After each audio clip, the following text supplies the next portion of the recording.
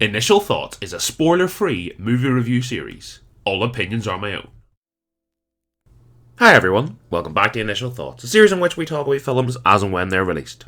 Today's film we're talking about is the latest MCU entry, Antman and the Wasp: Quantumania, which is directed by Peyton Reed and stars Paul Rudd, Evangeline Lilly, Catherine Newton, Jonathan Majors, Michael Douglas, and Michelle Pfeiffer.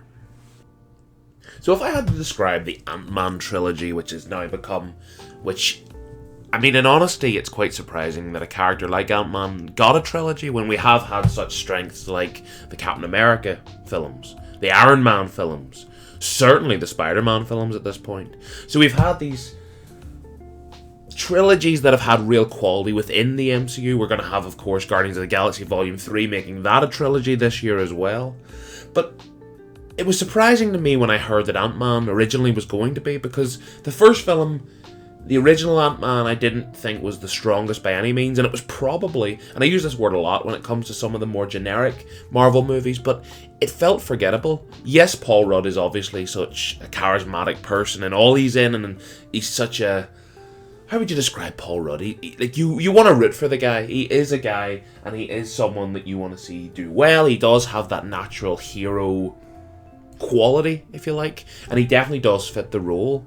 But the quality and the story being built around Ant-Man, and ironically, and I suppose you could say it's for a few of the smaller characters, that's no pun intended, but for some of the other characters, their best outings aren't even in their own films. I said a little bit about this whenever I talked about Black Panther, where his best outing, I felt, and still to date, whether it was Chadwick Boseman or now the other iteration of the character, I still think the best iteration of the Black Panther and story arc was in Civil War. Ironically, it's exactly the same case for Ant-Man, and I still think that after this film. But we'll get there when we get there. I just want to give a bit of context.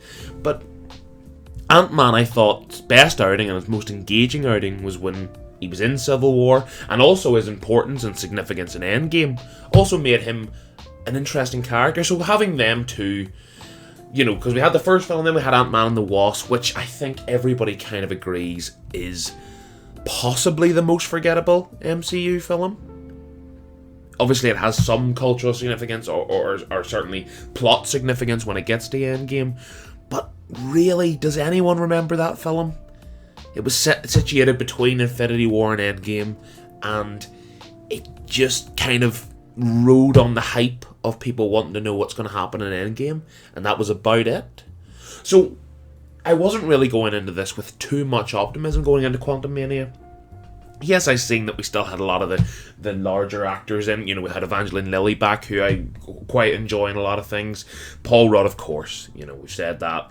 Catherine Newton replacing Cassie, his daughter in the film, who I've seen her in pretty much only stinker films. The one that comes to mind is Paranormal Activity 4.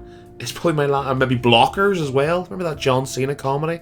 That's the only thing I can really think of her in. So she's not really had the best track record. But seeing her come into this, I was like, okay, well, that's interesting. I assume she's going to be playing a larger part if they felt the need to replace the actor or the character with a more renowned actress, if you like. And then you've got the legendary actors like Michael Douglas and Michelle Pfeiffer, who amazingly are still attached to this Ant-Man. Michael Douglas is a legendary actor, as is Michelle Pfeiffer, so to have the two of them.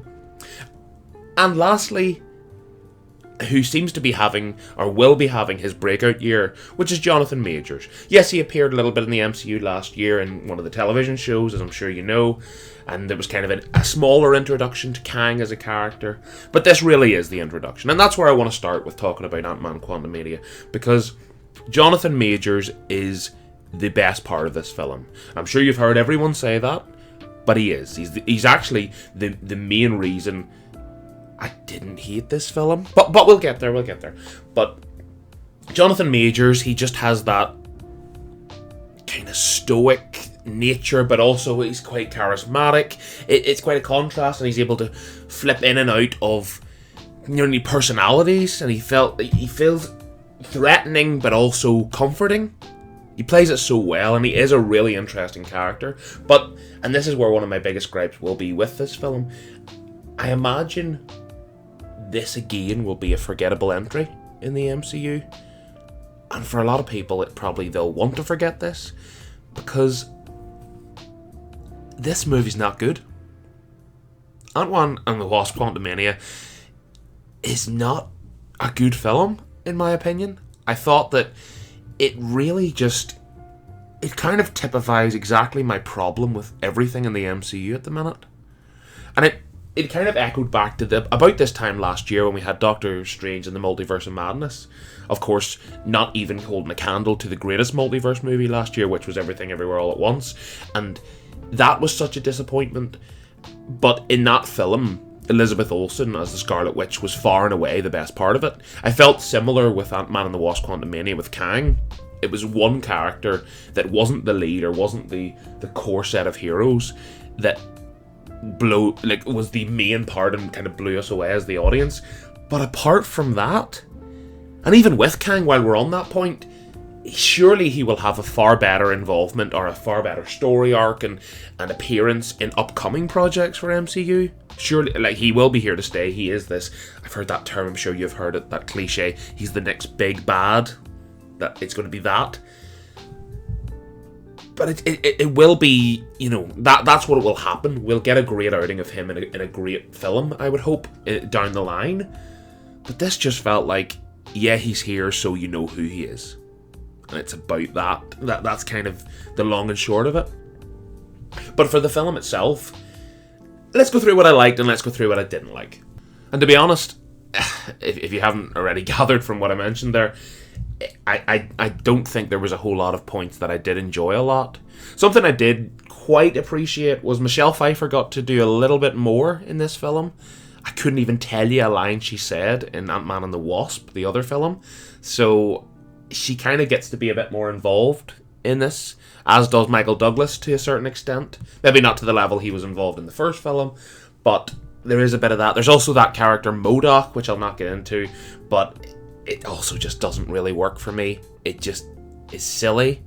And I know it's like that critique of it's allowed to be silly. Of course it is. Guardians of the Galaxy, the first film, I still think is one of the best MCU entries, and it is such a silly film, but I love it. So I'm not against it, I'm not adverse to silliness, but if it's earned, and even the jokes in this film, there was a few that landed. A few kind of funny ones, yeah, fair enough, but that's more down to Paul Rudd being Paul Rudd. But this whole film just feels like a generic... It's kind of like, if you were in a factory and there's a factory spewing out MCU movies, this is it. It's generic.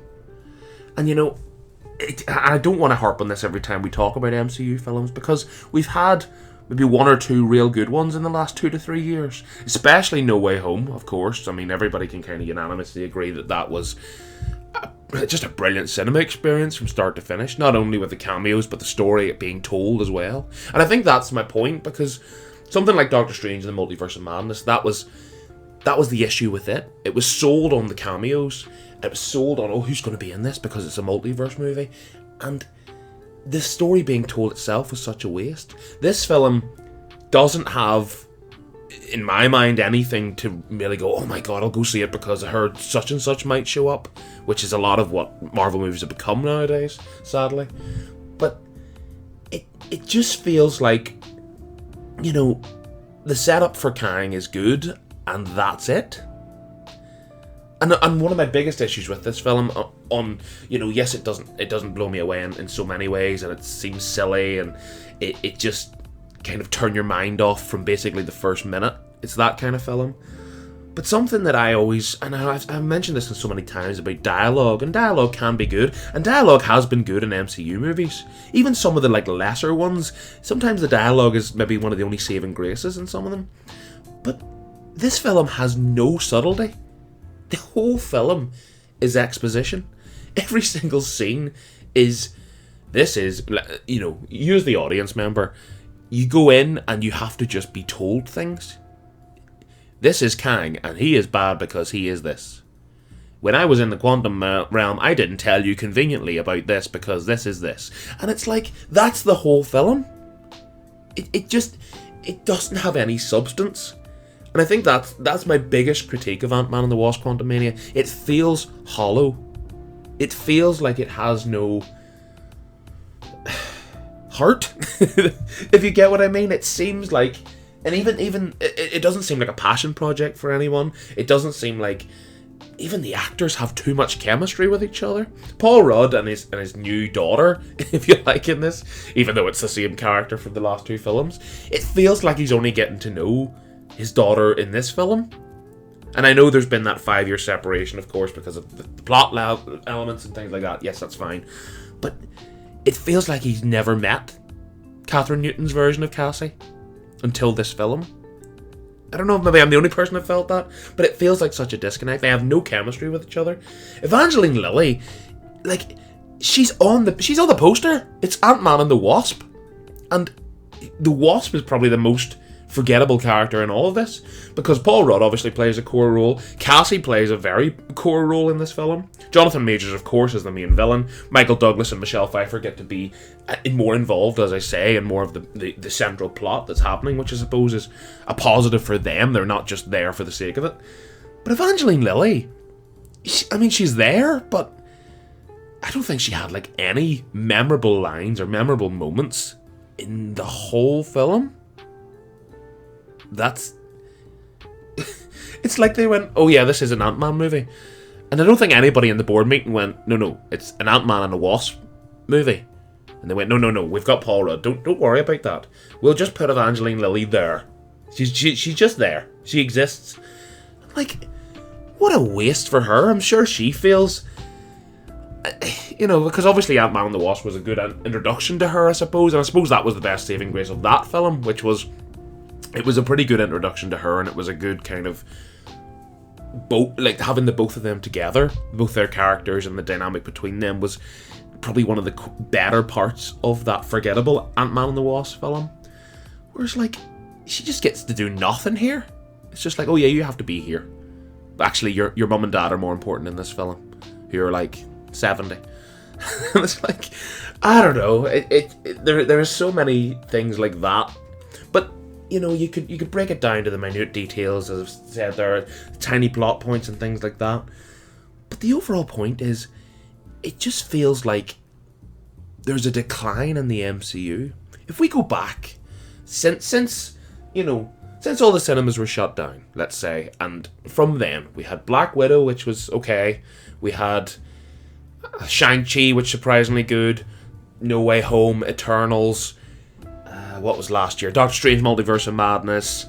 I can't even remember. That's how bad. Black Panther. Thor: Love and Thunder. And what's it? Was it only 3 last year? Yeah, it's really bad if I even forgot it. Well, there you go. Let's talk about forgettableness. But if you look through that list, is there any of them bar like No Way Home? And I suppose Shang-Chi was like a sleeper hit. Nobody really went to see it because they thought it would be bad, but actually it turned out to be one of the better origin stories in MCU in recent memory. And No Way Home, of course, was No Way Home. But you take those two films out of it, it's hard to deny that every film hasn't been to some level of a disappointment. And even for something like Thor: Love and Thunder, for example, I seem to enjoy that a lot more than most people did, or a majority of people that really didn't like that film. I thought it was okay. I think my biggest irk was it was such a step back from Ragnarok, and I think everybody unanimously agrees that Ragnarok is so far the superior film to that. But the MCU as a whole, and I feel, and I apologise if you're watching, or you've seen a number of my MCU videos, and it feels like I'm going over the same territory, but it feels like that. It feels like everything is... It actually seems like a surprise now when an MCU movie is a hit, or is good, or is memorable. Because 2022 as a whole, especially, the TV shows included, the only thing I could really say I enjoyed, and I know people were quite divided on it, but the only thing I really enjoyed last year from the MCU was Moon Knight. And that's more because I absolutely love Oscar Isaac. That's really it. Apart from that, I liked Thor: Love and Thunder. I thought Black Panther was okay. I was disappointed by Doctor Strange.